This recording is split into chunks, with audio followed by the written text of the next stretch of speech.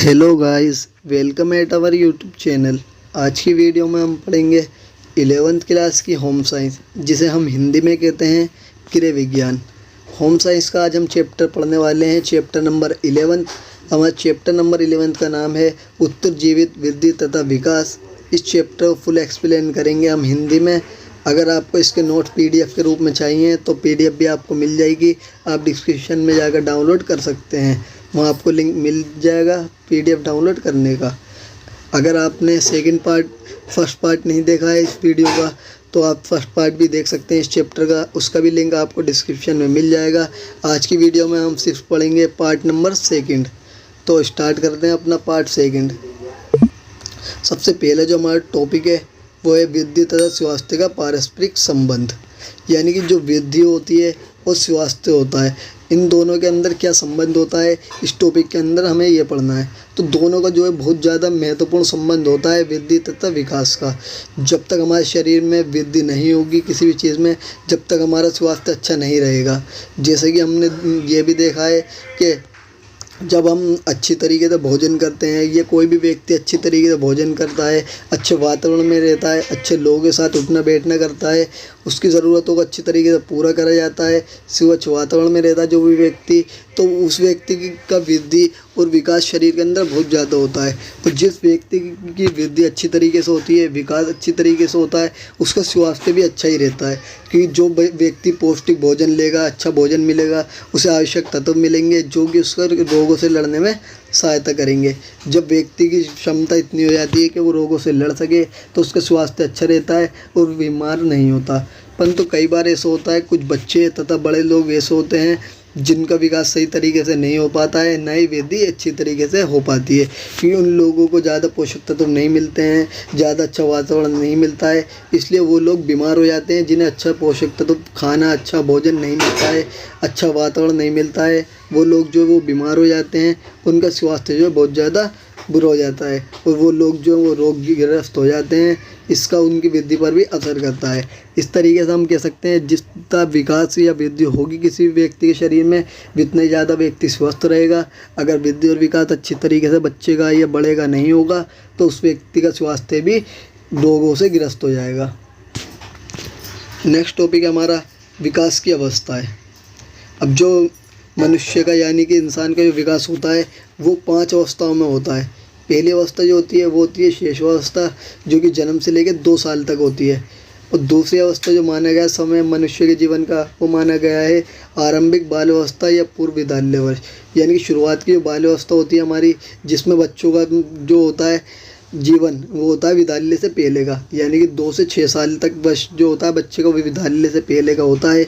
इसे ही कहा जाता है आरंभिक बाल्यावस्था। मध्य बाल्यावस्था का जो टाइम बताया गया है वो बताया गया है 7 से 11 वर्ष। और किशोर अवस्था का जो टाइम होता है वो होता है 11 से 18 वर्ष। और वयस्क अवस्था का जो टाइम बताया गया है हमारी अवस्था में, वो बताया गया है 18 तथा उससे अधिक वर्ष। नेक्स्ट टॉपिक है हमारा नवजात का अर्थ। आपको ये पता होना चाहिए कि नवजात का अर्थ क्या होता है। इस चैप्टर के अंदर नवजात जो शब्द है, इसका प्रयोग किया जाता है उन बच्चों के लिए जिनकी जो एज है वो या तो 1 महीने की है, ये 1 महीने से कम है। यानी कि जो बच्चे या तो 1 महीने की उम्र के हैं या 1 महीने से कम उम्र के हैं, उन बच्चों के लिए प्रयोग करा जाता है नवजात शब्द। जो इतने छोटे बच्चे होते हैं लगभग 1 महीने के, वो अपना कुछ भी काम नहीं कर सकते हैं। वो पूरी तरीके से अपने हर काम के लिए अपने पेरेंट्स पर निर्भर रहते हैं। उनकी जितनी भी आवश्यकता होती हैं उनके पेरेंट्स के द्वारा ही पूरी की जाती हैं। और जो छोटे बच्चे होते हैं इस तरीके से वो आसपास के लोगों को देखकर उनके अनुसार ही अपना आप को डाल लेते हैं। जिस तरीके से आसपास के लोग बिहेव करते हैं, जिस तरीके के वातावरण में रहते हैं, बच्चा भी उसी के अनुरूप अपना आप को ढाल लेता है। नेक्स्ट टॉपिक है पहला प्रतिवर्ती क्रिया। अब प्रतिवर्ती क्रिया क्या होती है? ये हमारे मनुष्य के वो सारे काम होते हैं जो ऑटोमेटिक उसके शरीर में हो जाते हैं, जिन्हें करने की ज़रूरत नहीं है।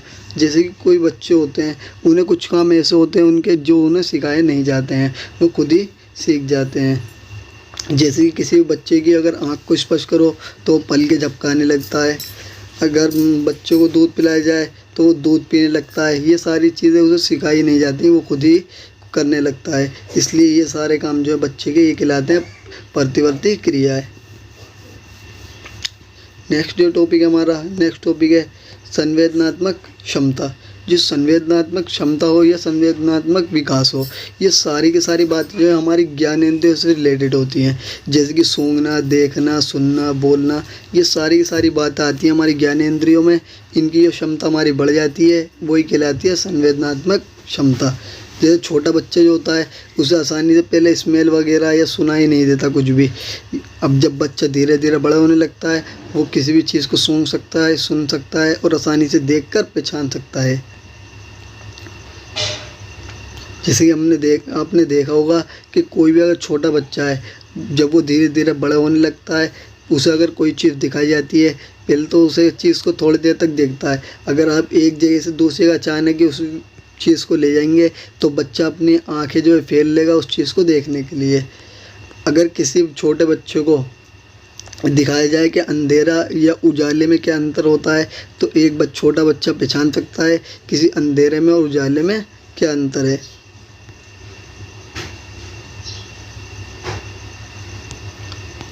अगर किसी बच्चे को कोई ध्वनि सुनाई देती है तो अचानक ध्वनि सुनने के लिए वो अपना सर भी मोड़ लेता है। कई बार जब बच्चा खेल रहा होता है, उसे कोई व्यक्ति आवाज़ देता है तो बच्चे को ध्वनि सुनाई देती है और बच्चा जो है उस व्यक्ति की तरफ अपना मुंह मोड़ लेता है जो उस व्यक्ति को आवाज़ दे रहा है। जो छोटा बच्चा होता है वो 16 से लेकर 18 घंटे तक सो सकता है। उसकी नींद बहुत ज़्यादा होती है आम व्यक्तियों के मुकाबले। जो बच्चे होता है वो आसपास अपने देखते हैं, जब वो सोते हैं जब तो आराम से सोते रहते हैं, परंतु जब वो उठ जाते हैं, उठने के बाद अपना आसपास किसी व्यक्ति को नहीं देखते तो वो रोने लगते हैं। अगर उन्हें भूख लगती है या किसी चीज़ की ज़रूरत होती है तो अपने आसपास जो लोग होते हैं उन्हें संकेत देते हैं कि हमें इस चीज़ की ज़रूरत है। नेक्स्ट टॉपिक है हमारा विभिन्न चरणों में विकास। मानव जीवन अवधि की प्रथम 4 अवस्थाओं के दौरान विभिन्न क्षेत्रों में विकास, यानी कि जो मानव की जो 4 अवस्थाएं हैं विकास की, उनमें किस तरीके से विकास होता है ये अब हम पढ़ेंगे। सबसे पहले जो विकास होता है मानव का वो होता है शेषावस्था में, यानी जो उसका छोटा टाइम होता है वो बचपन होता है, बिल्कुल छोटा बच्चा होता है। एक होता है आरंभिक बाल्यावस्था, जब शुरुआत में के बच्चे का टाइम होता है, स्कूल की शुरुआत होती है बच्चे की। एक होती है मध्य बाल्यावस्था जो कि स्कूल के अंदर निकल जाता है। एक होती है किशोर बाल्यावस्था जो 18 साल की उम्र तक रहती है बच्चे की एज। नेक्स्ट टॉपिक है हमारा शारीरिक तथा क्रियात्मक विकास। जो क्रियात्मक विकास जो होते हैं ये सारे के सारे हमारे शरीर के कार्य हैं। शारीरिक विकास के अंदर शरीर से रिलेटेड जितनी भी घटनाएं होती हैं वो सारी की सारी पड़ जाती हैं शारीरिक विकास के अंदर। जैसे कि कद बढ़ना, वजन में वृद्धि, ये सारी की सारी जो बातें हैं ये शारीरिक विकास से रिलेटेड हैं। जो हमारे अगर कद बढ़ने या वजन बढ़ने की बात करें तो वजन और कद जो है हमारा बढ़ना वो शुरू हो जाता है गर्भावस्था के ही टाइम, जब बच्चे का जन्म नहीं होता है उसी के पहले से ही उसका वजन और कद बढ़ना स्टार्ट हो जाता है। जो बच्चा होता है, कोई भी छोटा बच्चा, जब उसका जन्म होता है तो उसके जन्म के टाइम बच्चे की लंबाई होती है 20 इंच और उसका वजन होता है 2.5 से 3 किलोग्राम। जब बच्चा 6 महीने का हो जाता है, 6 महीने में बच्चे का वजन तो दुगना हो जाता है। ये तो 5 किलो हो जाता है बच्चे का वजन, ये 6 किलो हो जाता है सिर्फ 5 महीने के अंदर ही। नेक्स्ट टॉपिक है हमारा क्रियात्मक विकास। जैसे मैंने बताया था आपको क्रियात्मक विकास के बारे में कि 2 तरीके का होता है, एक होता है स्थूल क्रियात्मक विकास और एक होता है सूक्ष्म क्रियात्मक विकास। स्थूल क्रियात्मक विकास के अंदर हमारे वो विकास आते हैं जो हमारी बड़ी कोशिकाओं से रिलेटेड होते हैं और सूक्ष्म में छोटे वाले आते हैं। जो स्थूल क्रियात्मक विकास होते हैं इसके अंदर बच्चों के लिए जो प्रयोग किया जाता है बच्चे जो शिशु जो है अपने हाथ पैरों का प्रयोग करने लगता है। स्थूल क्रियात्मक विकास के अंदर वो अपने हाथ पैरों से कुछ भी काम कर सकता है छोटे मोटे जो कि उसके लायक हैं। परंतु जो सूक्ष्म क्रियात्मक विकास हैं इसके अंदर बच्चे जो है खिलौने पकड़ता है, इस विकास के अंदर ये किसी भी चीज़ को पकड़ना शुरू कर देता है। अगर हम बच्चों के विकास की बात करें तो बच्चों के विकास में भी भिन्नता पाई जाती है, यानी कि सारे के सारे बच्चों का विकास एक तरीके से नहीं होता है। किसी बच्चे का विकास तेज़ स्पीड से होता है तो किसी का बहुत धीमी स्पीड से होता है। जैसे कुछ बच्चे होते हैं वो जल्दी बोलना सीख जाते हैं तो कुछ बच्चे बोलने में बहुत ज़्यादा समय लेते हैं। कुछ बच्चे चलना जल्दी सीख जाते हैं, कुछ देर में चलते हैं, कुछ बच्चे खड़े नहीं हो पाते जल्दी से, कुछ बच्चे बहुत ज़्यादा जल्दी खड़े हो जाते हैं। नेक्स्ट टॉपिक है हमारा भाषा का विकास। अब जो मनुष्य का जो बच्चा होता है, इंसान का बच्चा होता है, उसका शरीर में विकास किस तरीके से होता है, उसकी भाषा का। तो बच्चे का विकास जो होता है भाषा का, वो भी स्टेप बाय स्टेप होता है। पहले शुरुआत में तो बच्चा बस खाली रोता है या हंसता है, इन्हीं सारी आवाज़ों को बच्चा निकालता है शुरुआत में, परंतु धीरे धीरे बच्चे का विकास होना शुरू होता है। फिर धीरे धीरे बच्चा क्या करता है, वो शब्दों को बनाने लगता है, जोड़ने लगता है छोटे छोटे शब्दों को, जैसे मामा, टाटा, पापा, इस तरीके के छोटे छोटे शब्द जो बच्चा प्रयोग करने लग जाता है। फिर धीरे धीरे वो शब्दों से वाक्य बनाने लग जाता है। वाक्य बनाते बनाते अपने पेरेंट्स को, अपने भाई बहनों को और अपने रिश्तेदार और आस पड़ोस के लोगों को देख कर ही बच्चा बोलना स्टार्ट कर देता है। जो बच्चों के सामने वर्ड बोले जाते हैं, बच्चा उन शब्दों को रिपीट करता है और भाषा का विकास उसकी हो जाता है। नेक्स्ट टॉपिक है हमारा सामाजिक भावनात्मक विकास। यानी कि समाज में बच्चे की भावनाएं बनती हैं कि रोना, हंसना, किसी पे गुस्सा होना, किसी से आकर्षित होना, ये सारी भावनाएं जो है मनुष्य की, वो आती हैं सामाजिक भावनात्मक विकास, जो कि समाज से आती है। जो लोग हमारे साथ रहते हैं, आसपास रहते हैं, उनसे ही बच्चों को सामाजिक भावनात्मक विकास बच्चों का हो जाता है। उनसे बच्चों को सहायता मिलती है कि वो किस काम को किस तरीके से कर सकते हैं। जैसे कि आपने देखा होगा कि जितने भी बच्चे होते हैं, हर किसी की देखभाल के लिए कोई ना कोई व्यक्ति ज़रूर होता है। ये तो बच्चों की देखभाल उनके माता पिता द्वारा कराई जाती है, या फिर उनके भाई बहन, रिश्तेदार या आस पड़ोस के लोग, कोई ना कोई व्यक्ति बच्चे की देखभाल ज़रूर करता है जब वो बच्चा बहुत ज़्यादा छोटा होता है। ज़्यादातर बच्चों की देखभाल होती है वो माता और पिता के द्वारा ही की जाती है। कुछ व्यक्ति ऐसे होते हैं जिनसे बच्चे को जो है अपनेपन का एहसास होता है। जो ऐसे लोग जो कि बच्चों की सारी ज़रूरतों को पूरा करते हैं और ज़्यादा टाइम अपना बच्चों के पास बिताते हैं। बच्चों को उन लोगों से लगाव हो जाता है। बच्चों का ज़रूरत होती है तो बच्चे उन लोगों को संकेत देते हैं। जब बच्चे को गोद में उठाता है कोई व्यक्ति, उसे खिलाता है या स्तनपान कराता है या उसके कपड़े बदलता है, नहलाता है, तो बच्चा जो उन व्यक्तियों से खुश होता है, उनकी तरफ आकर्षित होता है, जो बच्चों के लिए ये सभी काम करते हैं। जब हम बच्चों को खिलाने के लिए बहुत ज़्यादा अच्छी तरीके से उसके साथ खेलते रहते हैं तो बच्चों को भी इससे खुशी मिलती है और वो भी हंसने लगता है जब उससे हंस कर बात करी जाती है। किसी भी बच्चे के साथ अगर जो हम बात करते हैं, टप टप की आवाज़ निकालते हैं या तुतला कर बोलते हैं, तो इस तरीके से बच्चा जो है वो खुश होता है। बच्चे को जो है इन आवाज़ों को सुनने में बहुत ज़्यादा अच्छा लगता है। अगर किसी भी बच्चे को देखते रहो और फिर उससे देखकर मुस्कुराते रहो तो बच्चा भी देखकर मुस्कुराने लगता है और खुश होने लगता है उस व्यक्ति को देखकर जो कि उसके सामने हंस रहा है।